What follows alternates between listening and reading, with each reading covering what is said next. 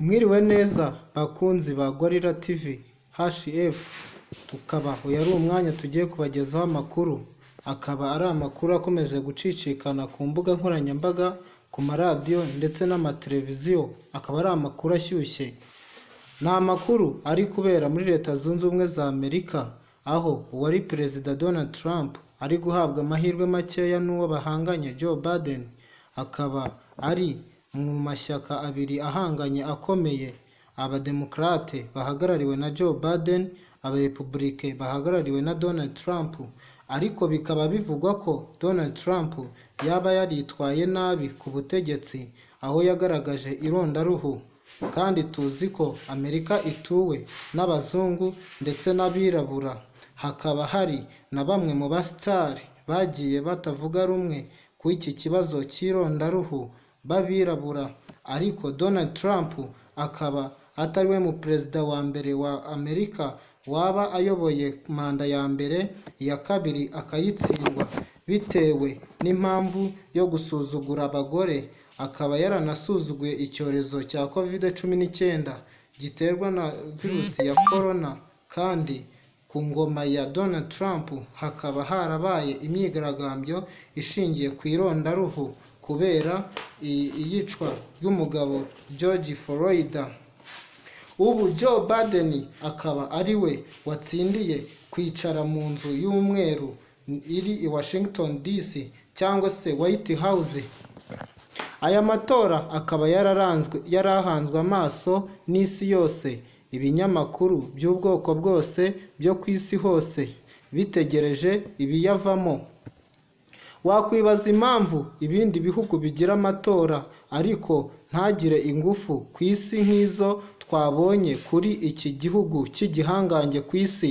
Impamvu ni uko Amerika ari cyo gihugu gifite ijambo ya mbere ku isi. Umuperezida ugiyeho, icyemezo yafata cyagira ingaruka ku isi yose, haba mu bukungu cyangwa se mu bucuruzi ndetse n'umutekano. Joe Biden wasangaga yishimiwe n'abaturage b'isi yose kurusha Donald Trump, kubera ko imyitwarire ye muri politike ye n'amahanga. Twavuga yuko Joe Biden yatsinze aya matora bigaragara yuko yitwaye neza, kubera yuko muri leta zose zigize Amerika zose zikaba zaramutoye. Ni byinshi twavuga kuri iyi nkuru, ariko n'izindi nkuru muzagenda mukenera zose tuzajya tubagezaho hano kuri Gorilla HF TV. Udushya twagaragaye mu matora. Habayeho imyigaragambyo aho abirabura bigaragambyaga bagaragaza akarengane kabaye mu myaka y'ine ku ngoma ya Donald Trump, no kutishimira ibarura ry'amajwi, aho Trump yavugaga ko bamwibye ngo azagana inkiko. Hakaba hagaragayemo ibyishimo biri hejuru ku batoraga kubera kutishimira Donald Trump, aho twakwibutsa ko Donald Trump ayoboye manda imwe muri manda ebyiri yari yemerewe n'itegeko. Hakaba harabayeho ihindagurika ry'ikirere, ariyo ikibunda, gusa amatora birangiye ari Joe Biden utsinze.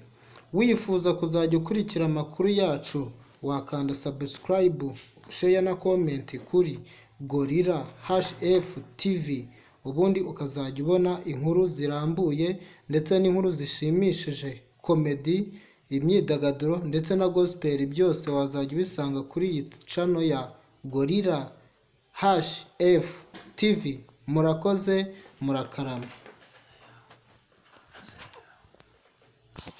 Mukaba mwari kumwe na munywanyi wanyu ubahoza ku mutima, Ken Rock wacu.